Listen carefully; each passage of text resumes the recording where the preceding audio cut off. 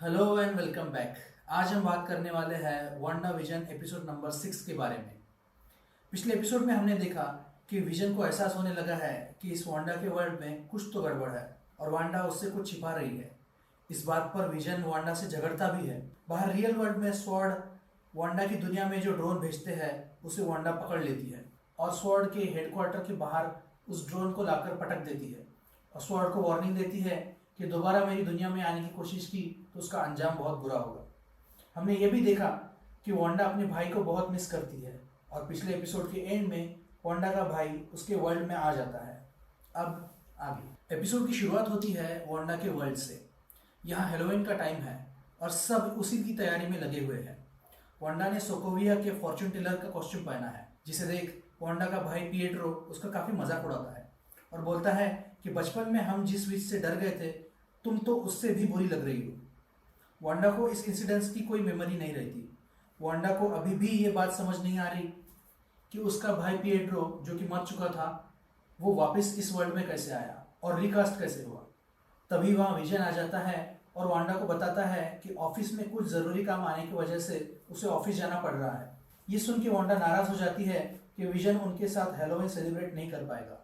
यहाँ वांडा और विजन की बातों से हमें ये पता चलता है कि विजन अभी भी वांडा से नाराज़ है और इन दोनों में अभी भी अनबन शुरू है। अगले सीन में हम देखते हैं कि रियल वर्ल्ड में वांडा के सिटी के बाहर लगे स्वॉर्ड के बेस में वांडा की दुनिया पे हमला करके वांडा को मारने की प्रिपरेशन शुरू है। यहाँ मोनिका इस अटैक को रोकने की कोशिश कर रही है। मोनिका टायलर को समझाती है कि हमें नहीं पता कि वांडा इस अटैक पर किस तरह रिएक्ट करेगी और हो सकता है कि वांडा के मरने पर पूरी सिटी भी डिस्ट्रॉय हो जाए और उसमें के लोग भी मारे जाए। टायलर मोनिका की बात सुनता तो नहीं, ऊपर से मोनिका एजेंट वू और डार्सी को बेस से बाहर निकाल देता है। स्वॉर्ड के एजेंट मोनिका, वू और डार्सी को बेस के बाहर ले जाते रहते हैं। तभी थोड़ी सुनसान जगह देखकर मोनिका और एजेंट वू उन एजेंट्स को मार कर बेहोश कर देते हैं और उनके कपड़े पहनकर बॉडी छिपा देते हैं। अगले सीन में हम देखते हैं कि सब एक दूसरे को हैलोवीन की विश कर रहे हैं। बच्चे घर घर जाकर कैंडी जमा कर रहे हैं। टॉमी और बिली भी अपनी शरारतें करने में बिजी है। यहाँ वांडा पिएट्रो को अपनी बचपन की बातें याद दिलाकर उससे सवाल पूछ रही है, उसे टेस्ट कर रही है। पिएट्रो भी ये समझ जाता है कि ये टेस्ट है और वो वांडा को समझाता है कि भले ही वो दिखता अलग हो पर वो उसका भाई ही है। वांडा भी ये सोच में रहती है कि पिएट्रो ऐसे अलग क्यों दिखता है। तभी वहाँ बिली और टॉमी आ जाते हैं और पिएट्रो को ले जाते हैं और तीनों मिलकर बहुत सारी शरारतें करते हैं। पेड्रो की सुपर स्पीड की पावर का फायदा उठा के वो सबकी कैंडी चुरा लेते हैं और सारे पंपकिन जैक को फोड़ देते हैं। तभी वहाँ वांडा को विजन का बॉस मिलता है। उसकी बातों से पता चलता है कि विजन तो आज ऑफिस आया ही नहीं।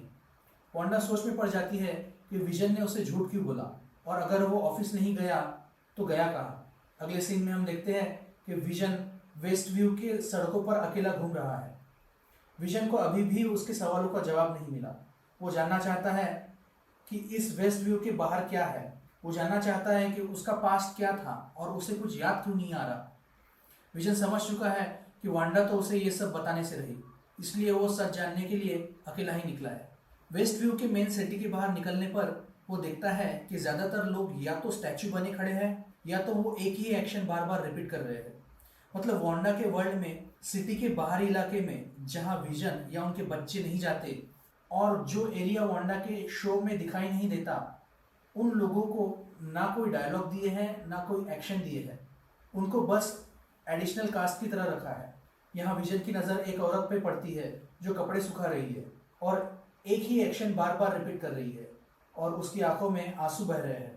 अगले सीन में हम देखते हैं कि पिएट्रो नाराज है क्योंकि पिएट्रो ने बच्चों के साथ मिलकर जो सारे एरिया की कैंडी चुराई थी वो वांडा ने सबको वापस करने लगाई। ऊपर से वांडा उसे बोलती है कि तुम मेरे बच्चों पर बुरा असर डाल रहे हो। तो पिएट्रो चिढ़ जाता है और वांडा को बोलता है कि मैं तो बस मेरा रोल प्ले कर रहा हूँ। विजन और तुम्हारे झगड़े के बीच आके विजन को डिस्ट्रैक्ट करना, बच्चों को बिजी रखना, यही तो मेरा काम है ताकि तुम्हें भी शौक मनाने का वक्त मिले। वांडा के पूछने पर वो बताता है कि उसे बस इतना याद है कि उस पर गोलियां चल रही थी और अगले ही पल उसे वांडा की उसे पुकारने की आवाज़ आई तो वो वहाँ आ गया। वो आगे और बातें करने ही वाला है कि तभी वहाँ टॉमी और बिली आ जाते हैं। यहाँ पहली बार टॉमी को पता चलता है कि उसके पास भी अंकल पिएट्रो की तरह सुपर स्पीड की पावर है। टॉमी यहाँ वहाँ स्पीड में दौड़ने लगता है तो वांडा उसे समझाती है कि तुम कहीं भी जाओगे तो बिली को साथ लेकर जाना और एलिस एवेन्यू के आगे नहीं जाना। उधर रियल वर्ल्ड में मोनिका, एजेंट वू और डार्सी स्वॉर्ड के सर्वर रूम में घुस जाते हैं और डार्सी स्वॉर्ड का सर्वर हैक करती है, जिससे उन्हें पता चलता है कि स्वॉर्ड ने किसी तरह वांडा के वर्ल्ड के लोगों को ट्रैक करने का तरीका ढूंढ लिया है और वो विजन को भी उसके वाइब्रेनियन डीके की वजह से ट्रैक कर सकते हैं।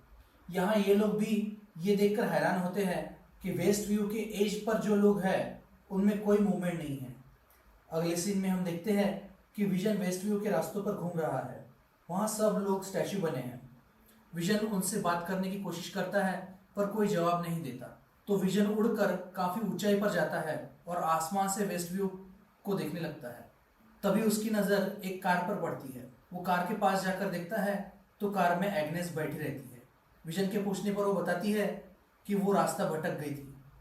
विजन को ये बात अजीब लगती है कि जिस सिटी में एग्नेस सालों से रह रही है वहाँ कैसे भटक सकती है।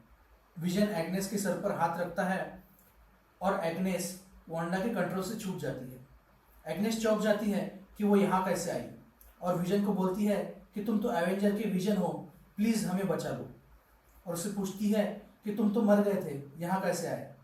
और एग्नेस अपने आप में ही बड़बड़ करने लगती है। विजन एग्नेस को प्रॉमिस करता है कि वो सबको बचा लेगा और फिर से एग्नेस के सर पर हाथ रखता है। एग्नेस फिर से वांडा के वर्ल्ड का पार्ट बन जाती है और वहाँ से चली जाती है। विजन एलिस एवेन्यू के पार लगी शील्ड की तरफ जाने लगता है। उधर रियल वर्ल्ड में मोनिका वापस वांडा के वर्ल्ड में जाने की तैयारी कर रही है। डार्सी उसे रोकती है और उसे समझाती है कि तुम्हारे ब्लड रिपोर्ट्स आए हैं, उनके मुताबिक वांडा के वर्ल्ड में तुम्हारे सेल मॉलिक्यूलर लेवल पर चेंज हुए हैं, दोबारा वहाँ जाना तुम्हारे लिए ठीक नहीं होगा। मोनिका डार्सी को बताती है कि वो वांडा को किसी भी कीमत पर बचा कर रहेगी और वो एजेंट वू के साथ वहाँ से चली जाती है। डार्सी वहीं रुककर स्वॉर्ड का सर्वर हैक करके और इन्फो निकालने की कोशिश करती है। इधर वांडा के वर्ल्ड में वांडा और पिएड्रो बातें करते रहते हैं। पिएड्रो वांडा से पूछता है कि तुम ये सब कैसे कंट्रोल करती हो, इतने लोगों के डायलॉग्स, रूटीन, कॉस्ट्यूम्स, सबके जॉब्स, रिलेशन, इतना सब अकेली कैसे कंट्रोल कर लेती हो। वांडा चौंक जाती है तो पिएड्रो वांडा को बताता है कि वो समझ सकता है कि तुम पर क्या बीती होगी और वांडा को समझाता है कि वो बाकी लोगों की तरह नहीं है, वो विजन की तरह नहीं है, वो उसका भाई है। वांडा उससे सब शेयर कर सकती है और वो अपनी बहन पे प्राउड फील करता है। वांडा पिएड्रो को बताती है कि उसे बस इतना याद है कि वो बहुत अकेली थी। वांडा आगे बोलने ही वाली रहती है कि एक पल के लिए पिएड्रो का मरा हुआ रूप उसे दिखता है। वांडा के चौंकने पर पिएड्रो उसे पूछता है कि वो ठीक तो है। अगले सीन में हम देखते हैं कि टाइलर अटैक करने के लिए तैयार है और इधर विजन भी शील्ड के पास पहुंच चुका है। विजन वहां की शील्ड पार करने की कोशिश करने लगता है। स्वॉर्ड में अलर्ट के अलार्म बजने लगते हैं। सब शील्ड के पास आकर खड़े होते हैं। विजन पूरी पावर यूज करके शील्ड को पार करने की कोशिश करता है। शील्ड के बाहर जाने के बाद भी शील्ड की पावर उसे अंदर खींचती रहती है। विजन के बॉडी के टुकड़े होकर वापस वांडा के वर्ल्ड में जाने लगते हैं। फिर भी विजन पूरी ताकत से शील्ड के बाहर जाने लगता है। विजन को पेन में देखकर डार्सी उसे हेल्प करने की कोशिश करती है तो टाइलर उसे हथकड़ी से बांध देता है। विजन दर्द से हेल्प हेल्प चिल्लाने लगता है। वांडा के वर्ल्ड में टॉमी और बिली हेलोइन एंजॉय करते रहते हैं। तभी बिली को विजन की आवाज़ सुनाई देती है। बिली ये सब वांडा को बताता है। वांडा के पूछने पर बिली आंख बंद करके विजन को ढूंढने लगता है और वांडा को बाहर हो रही बातें बताता है। यहाँ हमें पता चलता है कि बिली के पास भी एक्समैन के प्रोफेसर जेवियर्स की तरह पावर है। वांडा उसके वर्ल्ड को पॉज कर देती है ताकि वो अपनी पूरी पावर एक जगह फोकस कर विजन को बचाने में लगा सके। बिली के बताने पर वांडा ये तो समझ जाती है कि विजन शील्ड के बाहर है, पर वो ये नहीं जानती कि वो किस डायरेक्शन में है। शील्ड तो सिटी के चारों तरफ रहती है। विजन शील्ड के बाहर जिंदा नहीं रह सकता और उसे ढूंढने में टाइम वेस्ट नहीं कर सकते, इसलिए वांडा विजन को शील्ड के अंदर लाने की बजाय शील्ड का दायरा बढ़ा देती है। शील्ड की मूवमेंट देखकर स्वॉर्ड के एजेंट वहां से भागने लगते हैं। शील्ड का दायरा तेजी से बढ़ने लगता है। विजन शील्ड के अंदर आ जाता है और शील्ड के दायरा बढ़ने से स्वॉर्ड का पूरा बेस शील्ड के अंदर आ जाता है और वांडा के वर्ल्ड का पार्ट बन जाता है और यहीं पे एपिसोड खत्म हो जाता है। अगर आपको ये वीडियो पसंद आया हो तो प्लीज़ लाइक, शेयर और सब्सक्राइब करना ना भूलें। सी यू सून।